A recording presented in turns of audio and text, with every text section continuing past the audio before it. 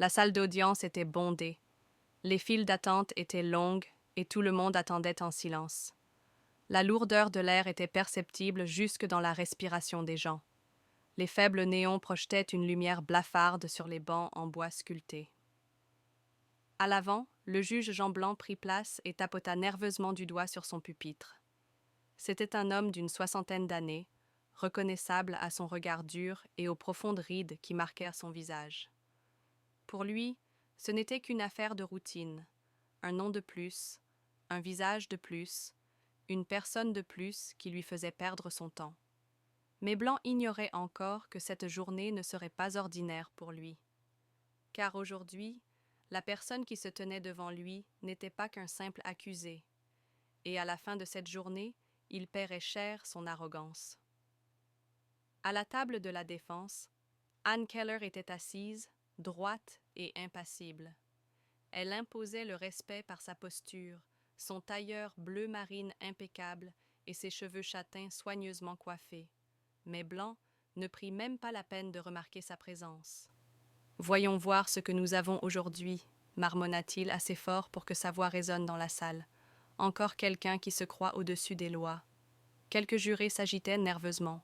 Le procureur, un homme d'une trentaine d'années, serra les dents et parcourut ses papiers en silence. Anne, elle, ne réagit pas.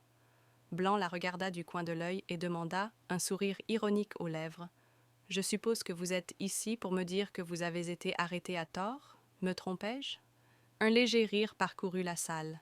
Anne répondit par un mince sourire en coin, mais ce n'était ni par crainte ni par nervosité. C'était le sourire de quelqu'un qui connaissait déjà la vérité. Le procureur toussota. « Votre honneur, l'accusé, Madame Keller ?» Blanc l'interrompit d'un geste de la main. Il se pencha légèrement en avant, amusé. « Ne perdons pas de temps, Madame Keller. Dites-moi pourquoi vous pensez être différente des autres ?» Enfin, Anne parla. Sa voix était douce mais ferme.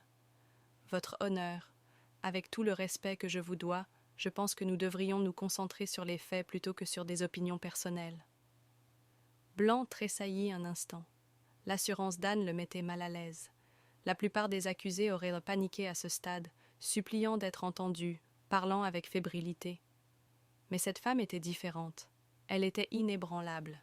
« Les faits, » répéta Blanc d'un ton moqueur. « Oui, Madame Keller, ne cherchez pas à m'impressionner. Allez-y, parlez. » Anne prit une profonde inspiration et glissa une main dans la poche intérieure de sa veste. Le garde de sécurité se raidit instantanément. Blanc s'apprêtait à faire une remarque sévère lorsqu'il comprit qu'Anne était sur le point de sortir quelque chose. Mais ce qu'elle sortit n'était qu'un petit étui en cuir noir. Lentement, elle l'ouvrit. Un silence tranchant s'abattit sur la salle d'audience. À l'intérieur, une plaque d'identification dorée brillait sous les yeux de tous. Les lettres gravées dessus étaient d'une netteté éclatante. Anne Keller, commandement supérieur de la Marine nationale. Le sang quitta le visage de Blanc. Le stylo du procureur tomba au sol. Les jurés ouvrirent de grands yeux et se penchèrent en avant, choqués. Anne posa son insigne sur la table avec la précision d'un joueur abattant son atout lors d'une partie de poker. Un fait irréfutable. « Mon nom, dit-elle, sa voix aussi tranchante que l'acier, est commandante Anne Keller, force spéciale de la Marine nationale. » La mâchoire de Blanc se contracta. Pour la première fois, il ne sut quoi répondre. Anne laissa le silence peser un instant avant de sortir un autre document scellé de son sac à main. C'était un dossier officiel du ministère de la Justice français. « Avant que vous ne rendiez votre verdict, poursuivit-elle, je tiens à souligner que mon arrestation n'était pas seulement injustifiée. » Elle fit glisser le dossier sur la table. « Mais également contraire à la loi française. » Blanc déglutit difficilement. Anne poussa le dossier devant lui. « Ce document, déclara-t-elle, et sa voix transperça la salle comme une lame, est une plainte officielle déposée par le ministère de la Justice.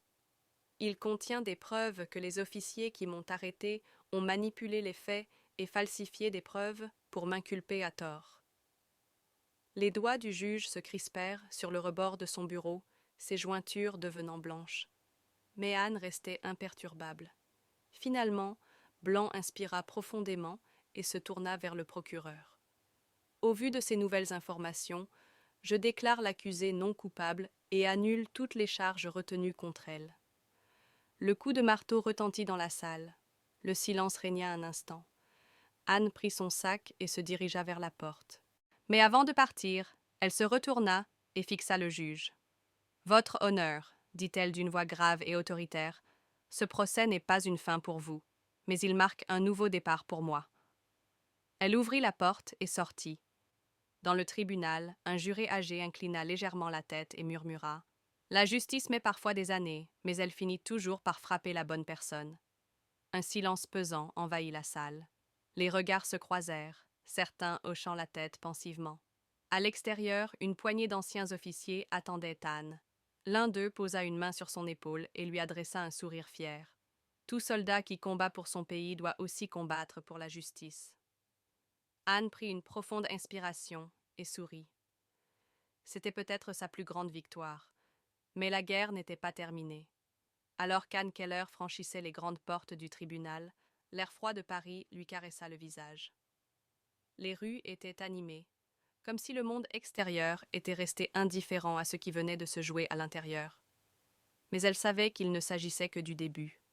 Autour d'elle, les anciens officiers de la Marine nationale se regroupaient en silence. Parmi eux, le capitaine François Morel, un homme aux tempes grisonnantes et au regard perçant, s'avança.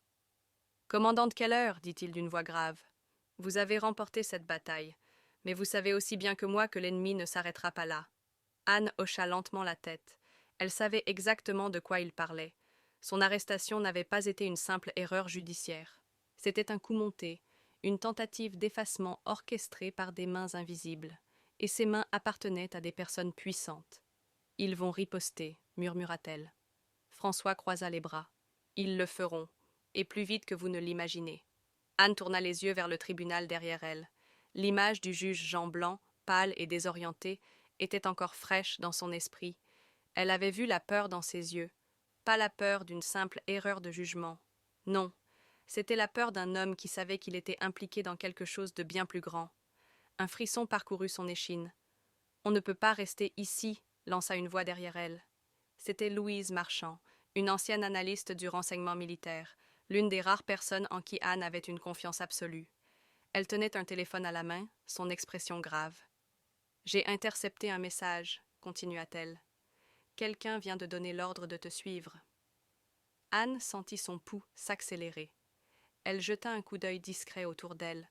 Les rues de Paris étaient pleines, mais elle savait que les véritables prédateurs ne se cachaient pas dans la foule. Ils opéraient dans l'ombre, invisibles mais toujours présents. Elle se tourna vers François. « On a un plan B ?» Il acquiesça immédiatement. « Un appartement sécurisé dans le 15e arrondissement. On y sera en moins de 20 minutes si on prend la Seine. » Anne inspira profondément. Son esprit calculait déjà les prochaines étapes. D'abord, comprendre qui avait ordonné son arrestation. Ensuite, découvrir pourquoi. Enfin, frapper avant d'être frappée. Elle regarda une dernière fois le tribunal avant de monter dans la voiture qui les attendait. Elle n'était plus une simple accusée. Elle était une cible.